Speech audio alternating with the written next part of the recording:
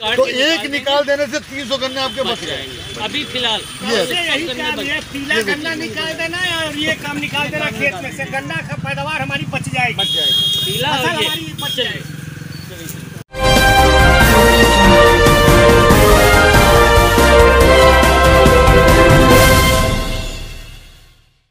नमस्कार, मैं हूं मनीष और आप देख रहे हैं बीच न्यूज इंडिया। आज रामकोला चीनी मिल के पदाधिकारी doctor S K. Tripathi, mister Satish Palyan और डॉक्टर बी.एल. शर्मा जी कुशीनगर के ग्राम सभा अकबरपुर में श्री मनोज कुशवाहा जी की दुकान पर किसानों को गन्ना की पैदावार और गन्ने में हो रही बीमारियों से निजात कैसे पाएं, छुटकारा कैसे पाएं, इसके लिए यहाँ पे गोष्ठी लगाई गई है।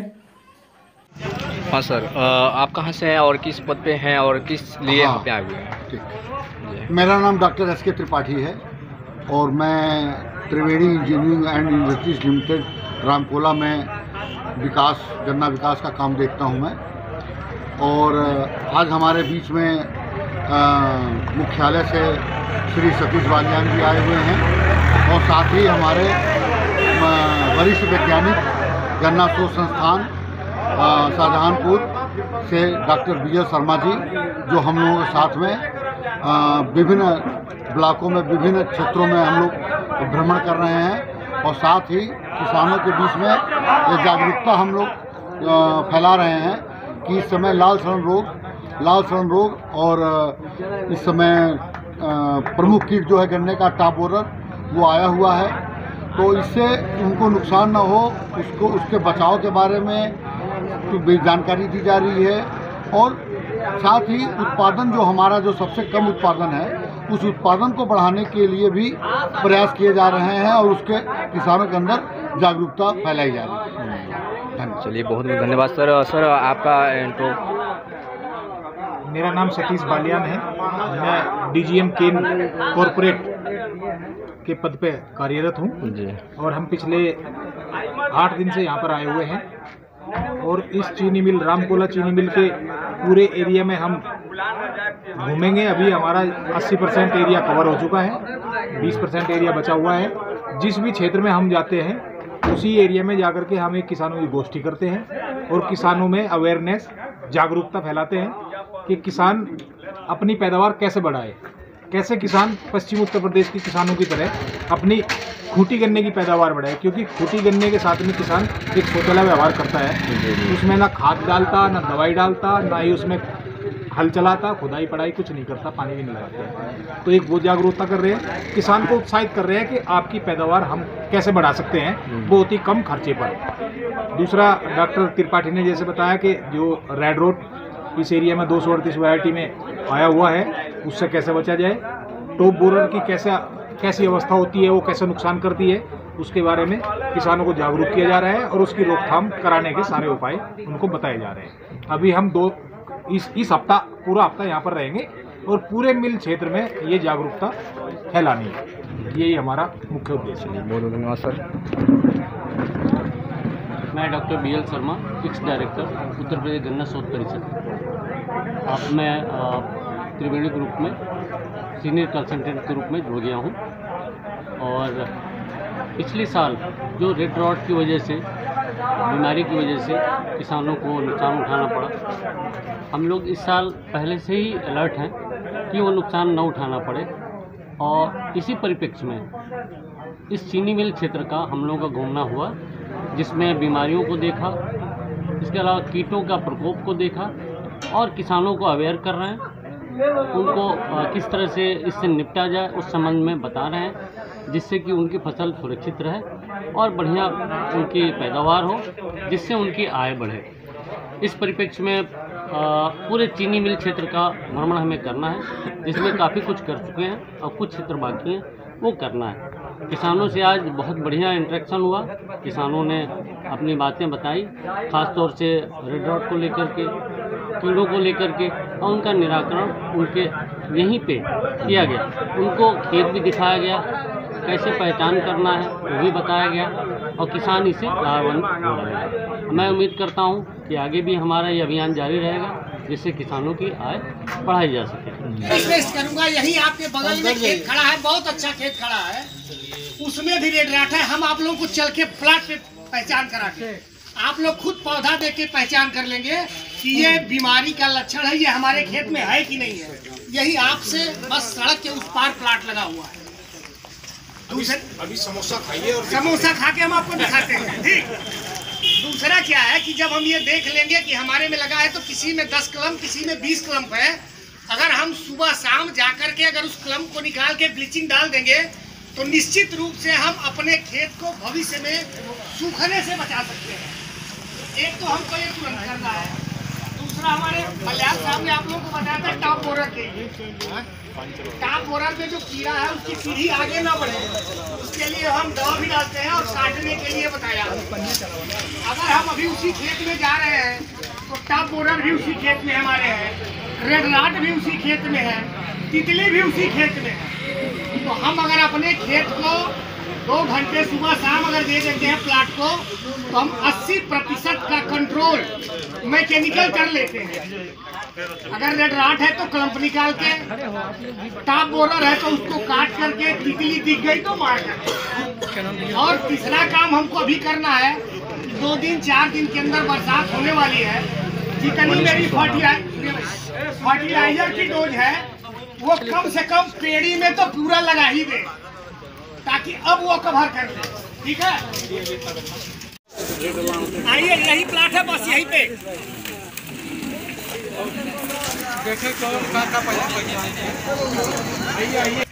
सबको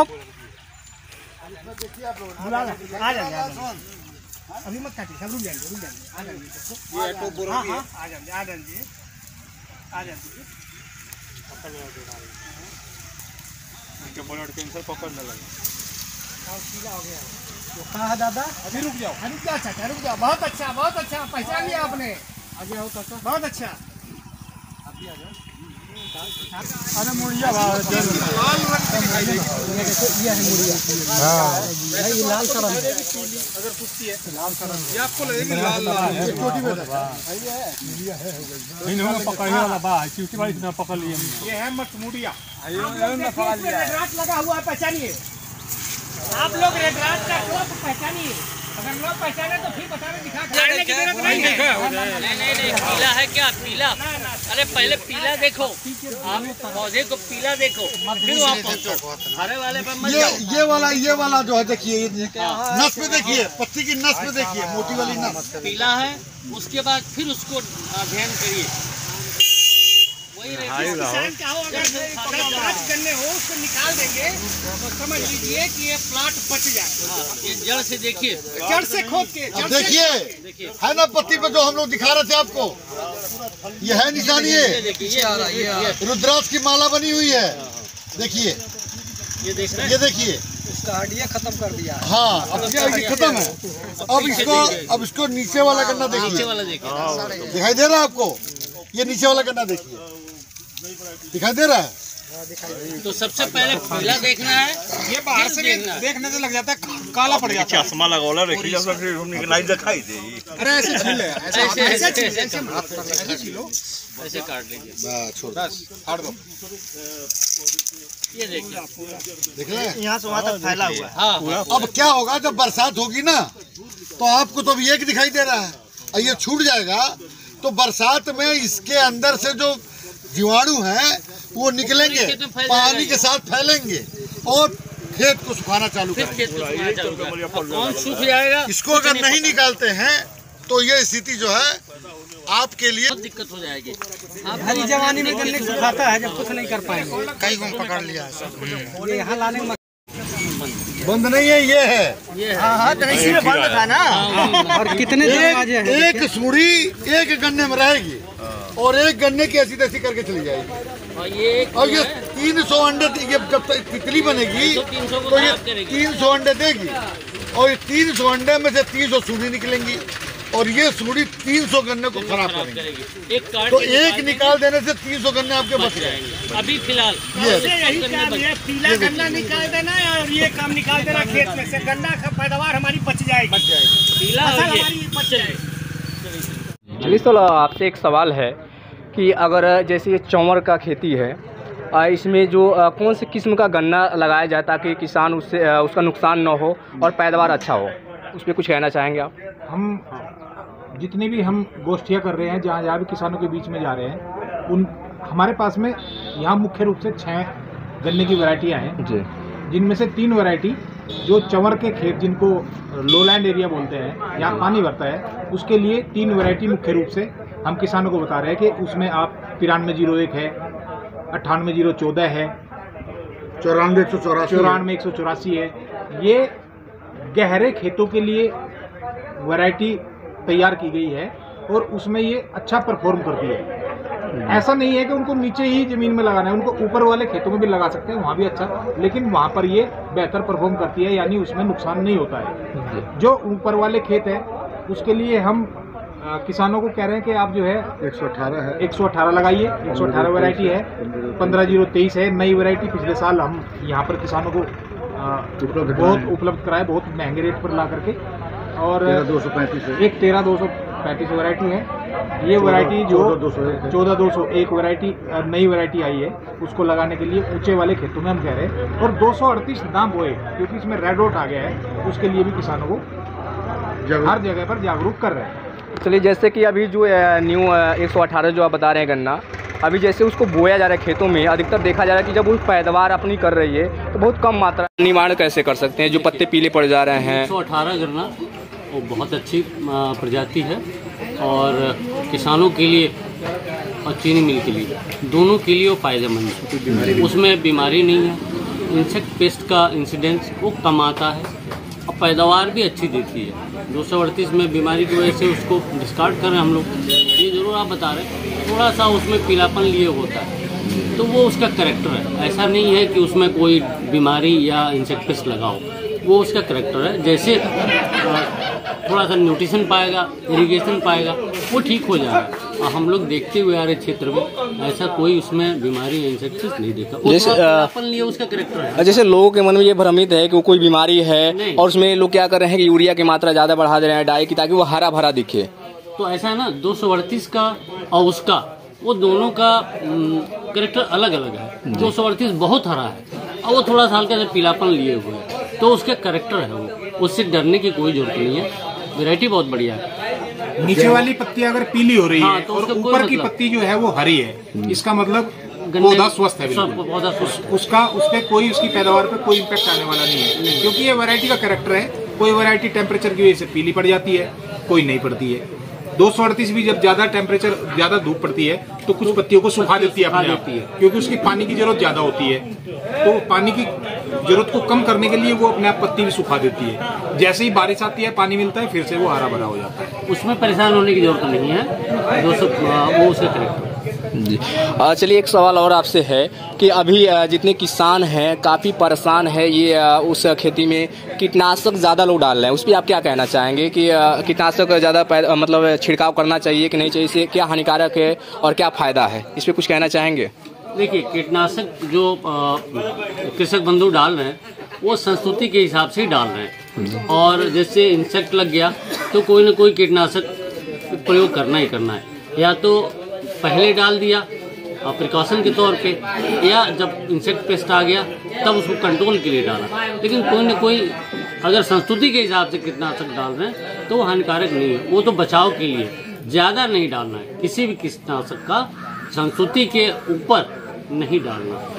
तो जैसे ऐसा नहीं है कि जैविक कोई खाद हो जो जैसे अभी बीमारी ये लग रहा है खेतों में, और उस बीमारी को लगने से पहले उस जैविक खाद को दिया जाए जिससे कि उसका निवारण हो सके और वो बीमारी न लगे? देखिए, बीमारी का तो कहीं कोई जैविक नियंत्रण कहीं नहीं है, सिवाय उसको उखाड़ के जला देना ही उसका एक नियंत्रण होता है, कुछ नहीं।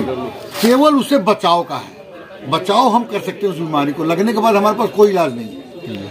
जो हम बीमारी न लगे तो खेतों में आप ट्राइकोडर्मा का नाम सुने होंगे। ट्राइकोडर्मा गोबर की खाद में मिला के 5 कुंटल 7 कुंटल गोबर की, सड़ी हुई गोबर की खाद में मिला के, और अगर हम खेतों में उपयोग करते हैं तो बहुत सारी पैथोजन को गन्ने के अंदर घुसने से रोक देता है। ये तो काम ये तो होता है, लेकिन लगने के बाद फिर कोई इलाज नहीं।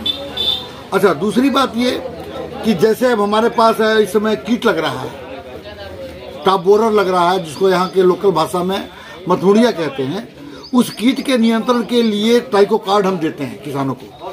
इस बार अभी हमारे बन नहीं पाए थे, तो ट्राइको कार्ड भी हम मंगा के किसानों के बीच में अभी वितरित करने की योजना है हमारी। जो ट्राइको ग्रामा जैपोनिकम के नाम से कार्ड आते हैं, वो कार्ड हम खेतों में लगवाएंगे और लगवा के वो बायो नियंत्रण है, उसके वो जो पैरासाइट हैं वो जो हमारा टॉप बोरर है उसके अंडों को नष्ट कर देंगे। तो ये भी चीज हम चलाने जा रहे हैं कि जिससे जो इंसेक्टिसाइड का जो अंधाधुंध प्रयोग है उस पर एक लगाम लगाई जा सके। जी, कहीं ना कहीं ये जो पेस्टिसाइड है, जो कीटनाशक दवाएं हैं, और प्रकृति को भी प्रदूषण में फैला रही हैं और इससे कि काफी नुकसान हो रहा है। सही कहा आपने कि कीटनाशकों के प्रयोग से जो हमारा पर्यावरण है वो उसका नुकसान हो रहा है, उसकी क्षति पहुंच रही है। लेकिन इस पर्यावरण के नुकसान को बचाने के लिए हम जैविक की तरफ भी ध्यान दे रहे हैं और इस चीज को हम कर रहे हैं और आगे भी बढ़ाएंगे, ताकि धीरे धीरे जो कीटनाशकों पे निर्भरता है वो हमारी कम होती है। चलिए, बहुत बहुत धन्यवाद सर आपको। Thank you.